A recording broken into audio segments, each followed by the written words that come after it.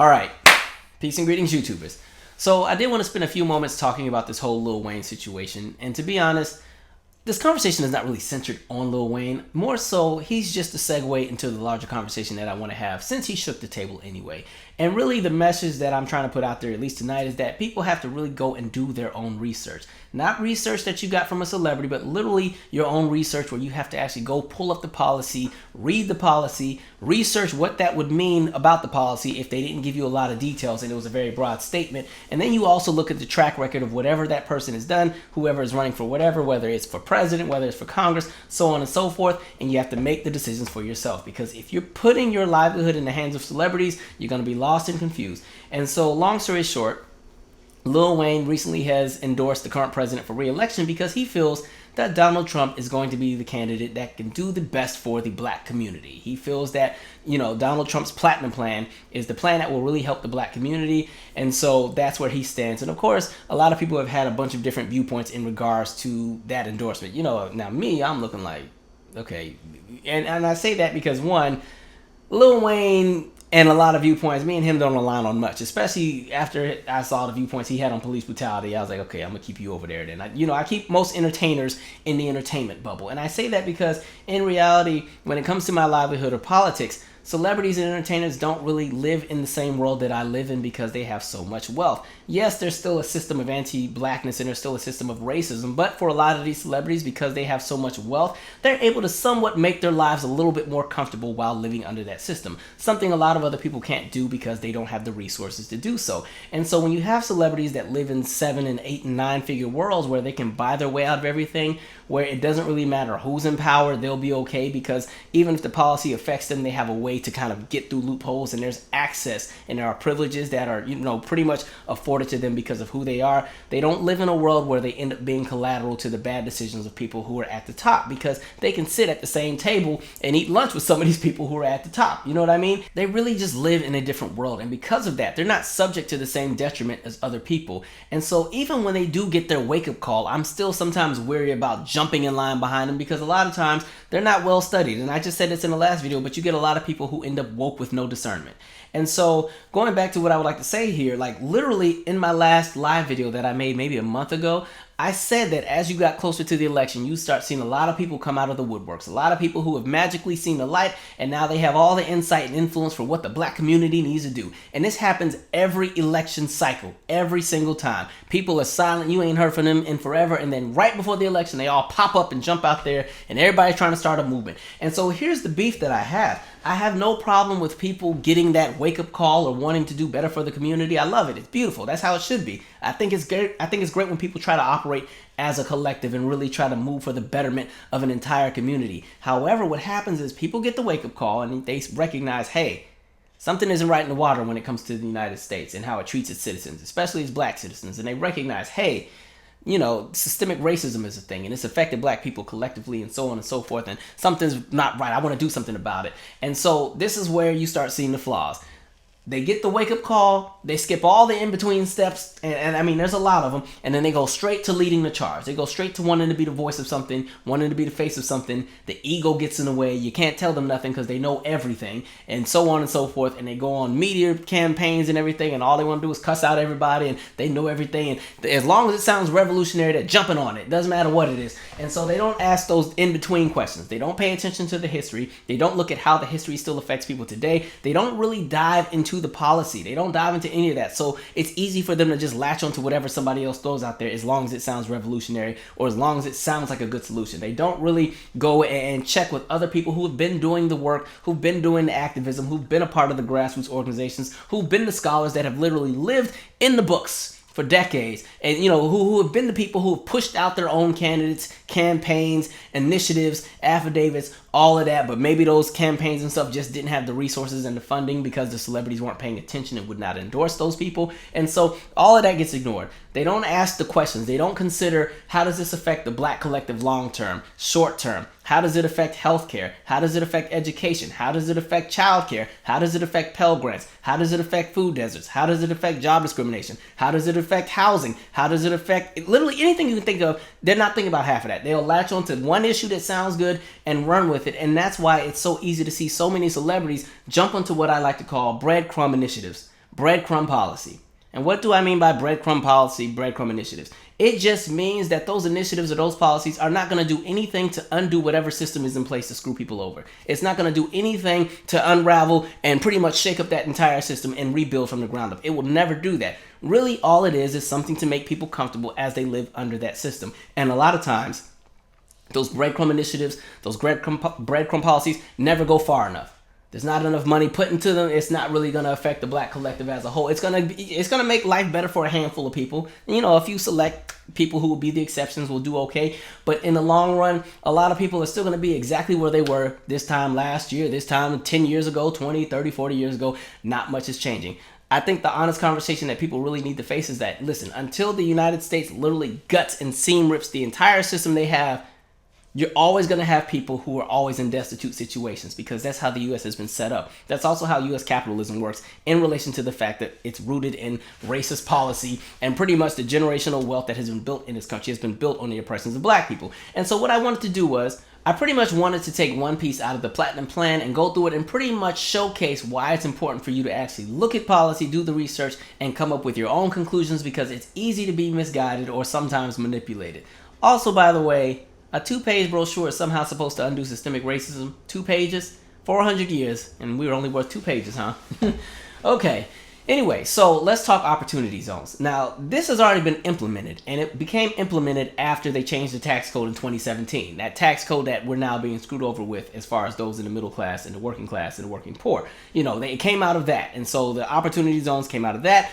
And so here's the purpose of opportunity zones. You have 8,700 locations within the United States. And of course, these are all locations where you have black and brown populations that are working poor or working class. There's not a lot of development in the area. These are food deserts. These are areas that have pretty much been abandoned. These are areas that have pretty much been left, and the people are literally fending for themselves. They're just trying to make it work. And so within these 8,700 areas, the incentive is for investors to go and develop and create and build in these areas. And if they do so, they will get a tax break. Sounds good, right? You know, you go and you build in the area, and then boom, here you go, tax break. Let's talk about the flaws that exist within this policy. Flaw 1 is that literally there aren't any line items in this policy that are earmarked specifically to say that, hey, this funding and this program is specifically for black entrepreneurs, black investors, black business owners, so that they can build their community. There's no earmark there. There's no line item there. So this program is literally open to anybody. Therefore, the only thing black about the whole idea of opportunity zones are the neighborhoods that are about to be gentrified, because that's really flaw 2. This is pretty much a way to speed up gentrification. And this is why I say it. With the program, like I said, the investors build and they get the tax credit.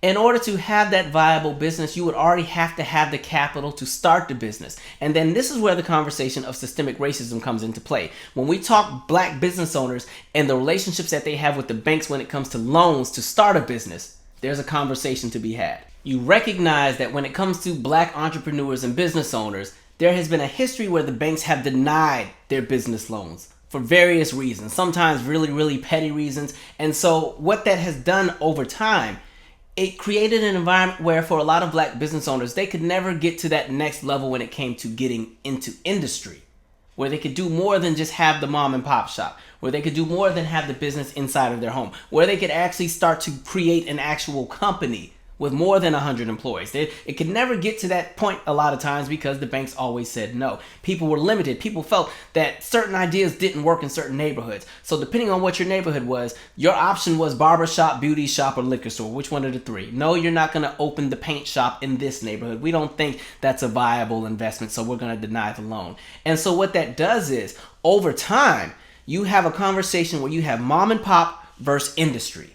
And they're competing and fighting for the resources. But the difference is industry can pretty much buy out mom and pop. Look, hello, Walmart. And so, like, that's where we're at. It kind of reminds me of, like, the movie Rat Race. You remember that movie? It came out in, like, 99, 2000. And so in the movie, you had this really, really rich guy who just wanted to kind of troll a bunch of regular, everyday people. And so he told them that all they had to do was get to Silver City. And when they found this locker that was in the train station, it would have $2 million. And they just had to be the first person there to get, you know, to the locker to get the money, right? And so there were no rules, and everybody just starts running and trying to get there. And people have different ways that they go and try to get there. Some people run, some people drive, some people catch a ride, some people got on a train, some people took a helicopter, some people took a private jet. In an ideal world, clearly the person with the private jet and the helicopter, one of them two are going to get there first. However, this was a movie, so it needed to be a comedy. They get there at the same time. It's a bunch of chaos. But that's kind of symbolic of what happens right now when you're talking about even just businesses trying to get the loan. So you have these big corporations and these large established, industries that have been here for decades and decades that pretty much made a lot of their wealth, again, on the oppressions of other people. And so they go to the bank to approve and try to get a loan. Of course, the bank is going to approve them because they have a track record of bringing in profits, and they have a track record, and they have connections, and so on and so forth. And so, yeah, we'll take you in. And so, of course, they can get the big loans, the real big loans, and everything else like that.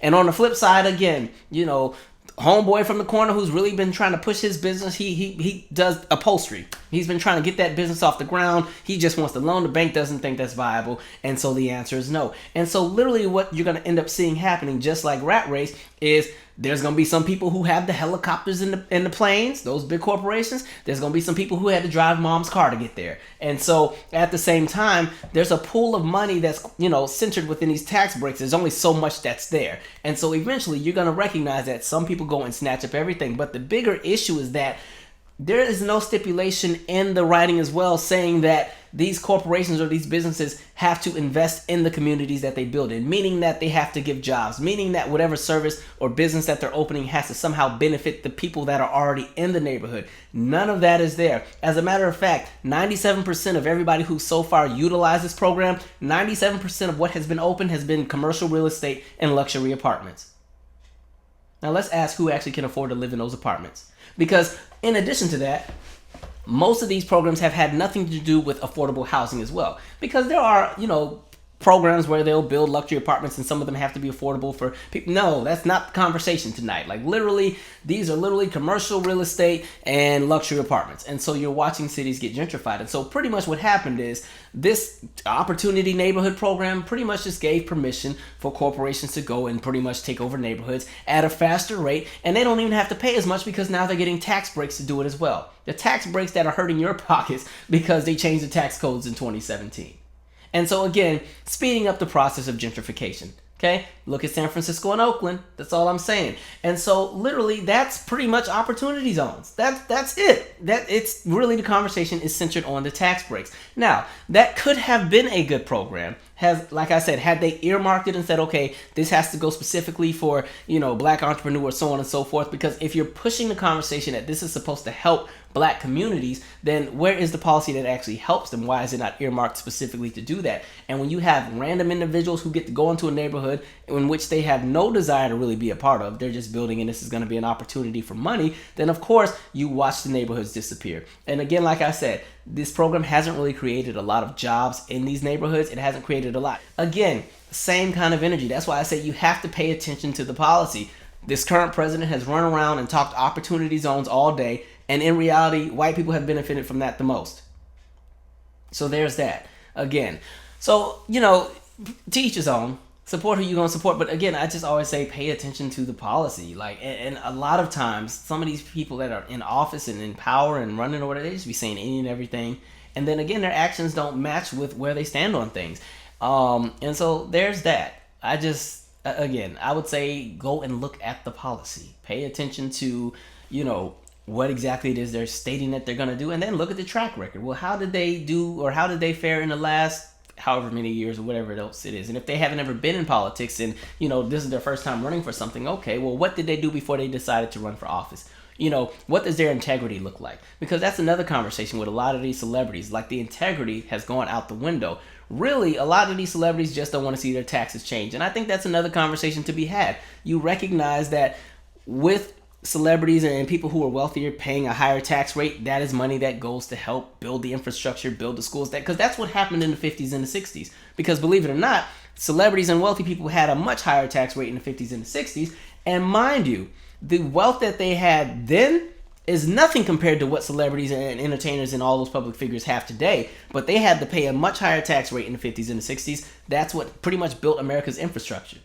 There was so much money to go around. It helped to, well, not for everybody. Some neighborhoods, some folks got left out. But for those who got to benefit, it built America's infrastructure. It built our freeways. It built our malls. It built the schools. It built some of these high rises and the skyscrapers and the dams and whatever else they had. And it built all of that. because they were paying so much in taxes, but they were still rich. They still got to live the lavish life they got to live, but because they were willing to, well, they ain't had a choice, but because, a section of their wealth was kind of spread amongst the people, the entire country was able to flourish. But here we are. Anyway, and it's kind of funny because now you're seeing a lot of people who will, no disrespect, are not going to ever be in that tax bracket over here vouching, yeah, because I certainly wouldn't vote for that if that was me. I ain't paying that. And I'm like, well, okay, are you making more than $400,000 a year? No, but I plan to. Okay, look, I ain't trying to crush your dream, but at the moment, you realize they're still cutting the education budget, right? You just said you had a daughter, right? Okay, she does have to go to school. Anyway, share your 2 cents. I'm out. Subscribe. See, because when you're on one page and I'm on the same page, we're talking about. Cause when it gets down to the wire, I got to get myself around so that I can stand up.